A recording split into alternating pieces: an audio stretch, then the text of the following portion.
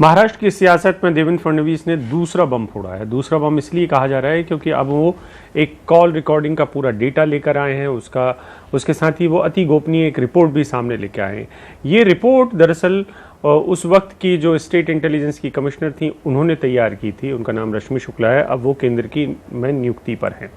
उन्होंने जो रिपोर्ट तैयार की थी उसमें उन्होंने अगस्त महीने में 2020 में इस बात का अंदेशा जताया था कि कुछ लोग पुलिस डिपार्टमेंट में नियुक्ति का एक गोरख धंधा चला रहे हैं, एक कार्टेल चला रहे हैं। उस रैकेट में कुछ नेता भी शामिल हैं और कुछ मिडिलमैन शामिल हैं और वो लोग ठेका लेते हैं पुलिस अफसरों की नियुक्ति का। जो रिपोर्ट है उसमें इस बात की ओर भी इशारा किया गया था कि इंस्पेक्टर से लेकर सीनियर आईपीएस अधिकारियों तक के तबादले पैसे के लेन देन के साथ होते हैं। इसमें जो मुख्य व्यक्ति जिसे मिडिलमैन का नाम दिया गया है वो महादेव इंगले बताया गया है। इस रिपोर्ट में और भी कई सारे तकरीबन 6-7 मिडिलमैन हैं जिनके संपर्क या तो नेताओं से हैं या फिर वो पुलिस अफसरों से संपर्क में हैं और इनके बीच में कुछ लेन देन की बात भी हुई है। ये रिकॉर्डिंग काफ़ी लंबी हैं और काफ़ी बड़ी हैं, इसलिए इन रिकॉर्डिंग्स को ना तो सार्वजनिक किया गया है, ना ही हमें इनके बारे में ज़्यादा डिटेल दिए गए हैं कि बातचीत किस किस की किससे क्या हुई है, पैसे के लेन देन कहाँ कैसे कब हुए। लेकिन ये बात ज़रूर है कि इस रिपोर्ट में काफ़ी कुछ ऐसा है जिसका संज्ञान लिया गया था उस वक्त में। स्टेट इंटेलिजेंस ने ये रिपोर्ट उस वक्त के डीजीपी सुबोध जायसवाल को भेजी थी। सुबोध जायसवाल ने इस रिपोर्ट को एसीएस होम को, उस समय सीताराम कुंटे थे, उनको भेजी, जो कि इस समय की सरकार में भी काफ़ी ओहदेदार हैं। तो ये जो रिपोर्ट है इसने एक तरीके से अपना क्रम पूरा किया था। इस रिपोर्ट में ये भी लिखा गया था कि माननीय मुख्यमंत्री को इस बात से अवगत कराया जाए कि ये सब कुछ चल रहा है क्योंकि इससे राज्य की छवि और जो स्टेट मशीनरी है उसको नुकसान पहुंचता है। तो ये सब चीज़ें मुख्यमंत्री के संज्ञान में लाई भी गई थी। ये भी देवेंद्र फडणवीस ने आज अपनी प्रेस कॉन्फ्रेंस में दावा किया है। स्टेट ने भी कभी इनकार नहीं किया है, आज तक अभी तक इनकार नहीं किया है कि उनको ये रिपोर्ट नहीं मिली थी। ये रिपोर्ट मुख्यमंत्री तक पहुंची थी। रिपोर्ट मुख्यमंत्री ने उस वक्त में ये भी कहा गया था कि इसके ऊपर गंभीरता से उन्होंने बात भी की थी, लेकिन उन्होंने कुछ दिनों के बाद ये रिपोर्ट गृह मंत्री अनिल देशमुख के यहाँ पे भेज दी। अनिल देशमुख के यहाँ पे रिपोर्ट आने के बाद वो तमाम लोग जिनका इनमें नाम था उनका कुछ नहीं हुआ, लेकिन जिन्होंने ये रिपोर्ट बनाई थी उनको एक तरीके से पनिशमेंट पोस्टिंग पर भेज दिया गया। ये मामला अभी जाकर खुला है, लेकिन इसकी रिकॉर्डिंग्स राज्य की सरकार के पास पहुंची थी। हमने उन तमाम मिडिलमैन से संपर्क करने की कोशिश की है और ये बात जानने की भी कोशिश की है कि जो लिस्ट में नाम है पुलिस अफसरों के, जो हमें जानकारियां मिली हैं, उन पुलिस अफसरों के सचमुच में तबादले हुए थे या नहीं हुए थे। दो चीज़ों की तस्दीक मैं कर सकता हूं जो हमने अब तक की जांच की है। ये जांच एनडीटीवी ने स्वतंत्र तौर पर की है कि जिनके भी नाम उस लिस्ट में आए हैं उनमें से ज़्यादातर लोगों के ट्रांसफ़र सचमुच में हुए हैं। क्या वो ट्रांसफ़र उनकी इच्छा के अनुसार हुए थे, उन्होंने पैसे के लेन देन के साथ किए थे, इसके हमारे पास सबूत नहीं है, क्योंकि इसको इस्टेब्लिश करने के लिए राज्य के पास जो मशीनरी है और जो रिकॉर्डिंग है उससे ही ये साबित हो पाएगा कि इन्होंने यही पोस्टिंग मांगी थी या नहीं मांगी थी। लेकिन ये बात तय है कि ज़्यादातर लोग, जिसमें तकरीबन 80% लोग हैं, उनके ट्रांसफ़र सचमुच में हुए हैं। मनचाही जगह पर हुए हैं नहीं है, ये हम इस्टेब्लिश करने की स्थिति में नहीं है। मिडिलमैन से बात करने की हमने कोशिश की। जो मिडिलमैन या बिचौलिए थे उनमें से सिर्फ एक व्यक्ति ने ये कहा है कि वो राजकीय सेवा में है, लेकिन इत्तेफाकन उनका रिश्ता भी किसी न किसी तरीके से अनिल देशमुख से बनता है, क्योंकि उनको उनका स्टेनो बनाने के लिए बात हुई थी। तो ये पूरी कहानी है। इस कहानी में बहुत सारे पेज बताने की कोशिश की गई है राज्य की सरकार की तरफ से।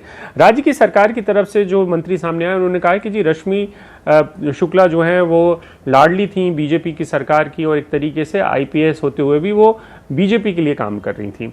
लेकिन इस बात की ओर अभी भी किसी ने ध्यान नहीं दिया है कि मुख्यमंत्री के पास अगर ये रिपोर्ट पहुंची थी और उस वक्त उनको लगता था कि स्टेट इंटेलिजेंस का जो डिपार्टमेंट है उसने ये किसी पक्षपात पूर्ण तरीके से ये रिपोर्ट तैयार की है, तो उन्होंने उस वक्त में ये बात क्यों नहीं की। उन्होंने ये बात क्यों नहीं की कि इसमें एक्शन लिया जाए खुद रश्मि शुक्ला के खिलाफ, क्योंकि वो पक्षपातपूर्ण काम कर रही हैं। ये रिपोर्ट डीजी के पास भी पहुंची थी। डीजीपी ने इस रिपोर्ट को देखा था। तो बड़ा सवाल है, डीजीपी को इस रिपोर्ट में ऐसा कुछ भी गलत नहीं लग रहा था, इस वजह से उन्होंने इस रिपोर्ट को एसीएस होम को भेजा। और एसीएस होम जो है, जो कि आईएएस अधिकारी हैं, वरिष्ठ आईएएस अधिकारी हैं, उन्होंने इस रिपोर्ट को देखा था। तो बड़ा सवाल यह है कि जब तमाम लोगों ने देखा इस रिपोर्ट को, मुख्यमंत्री ने खुद ने देखा, तब इनको इस रिपोर्ट में कोई गलती नहीं नजर आई थी। तो आज इस रिपोर्ट में गलती कैसे नजर आ रही है? क्यों ये इनको लगता है कि ये किसी एक पार्टी के चाहने वाले आईपीएस के द्वारा किया गया कृत्य है? वो इस बात की ओर क्यों हमें ध्यान नहीं दे रहे हैं या इस बात का हमें जवाब क्यों नहीं दे रहे हैं कि इस रिपोर्ट में जो कंटेंट हैं, जो बातें कही गई हैं, वो सही है या नहीं? क्या आपने उन अफसरों के पैसे लेकर ट्रांसफर किए थे या नहीं किए थे? क्या अब आप ऐसी कोई इंक्वायरी या जांच बिठाएंगे या नहीं बिठाएंगे जिससे ये पता चल सके कि सीनियर अफसरों से लेकर इंस्पेक्टर तक के सौदे महाराष्ट्र में हो रहे हैं और उनमें कई सारे बिचौलिए शामिल हैं? अब तक हमें यह भी नहीं बताया गया है कि मुख्यमंत्री ने ये रिपोर्ट, अति गोपनीय रिपोर्ट, गृह मंत्री के पास क्यों भेजी थी, जबकि ये रिपोर्ट एक तरीके से मुख्यमंत्री के संज्ञान में लाने के लिए बस भेजी गई थी। ये भी हमें पता लगना अभी बाकी है कि इस रिपोर्ट में जो बातें हैं उनमें किन किन नेताओं के नाम हैं। पैसे अगर लिए गए थे तो किसने कहां लिए, और अगर लिए गए हैं तो वो पैसे कहां गए, क्योंकि ये पैसा बड़ा पैसा है। अगर मोटे तौर पर इस रिपोर्ट के हिसाब से देखें तो जो बड़े अफसर हैं उनके ट्रांसफर के लिए 35 से 40 लाख रुपए चार्ज किए जाते थे। जो पुलिस भर्ती है उसमें 5 लाख रुपए देकर कांस्टेबल्स की भर्ती की जा रही थी। तो बड़ा सवाल ये भी उठ रहा है कि इतना बड़ा पैसा और इतने महकमे में इतने सारे ट्रांसफर अगर होते हैं तो वो पैसा जाता कहाँ है? वो पैसा किसी न किसी एक सिस्टम में होगा।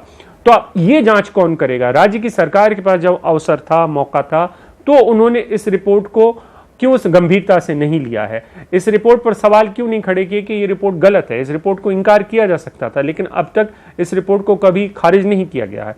इस रिपोर्ट को बाकायदा अब देवेंद्र फडणवीस देश के केंद्रीय गृह मंत्रालय में गृह सचिव को देंगे और उनसे ये इस बात की दरख्वास्त करेंगे कि चूंकि इसमें आईपीएस अधिकारियों के नाम आए हैं और आईपीएस अधिकारी यूनियन पब्लिक सर्विस कमीशन से चुनकर आते हैं और उनकी निष्ठाएं अलग तरीके से हैं, उनके लिए अलग कानून है, तो उनकी जांच की जाए। और इसकी जांच सीबीआई के अलावा क्यों कोई और नहीं कर सकता है। उसकी दलील भी है कि सीबीआई एक तरीके से भ्रष्टाचार निरोधक एजेंसी है और अगर राज्य ने इस मामले में कोई भी एक्शन नहीं लिया है तो अब सीबीआई ही अकेला एक ऐसा विकल्प बनती है या बचती है जिससे ये जांच होनी चाहिए।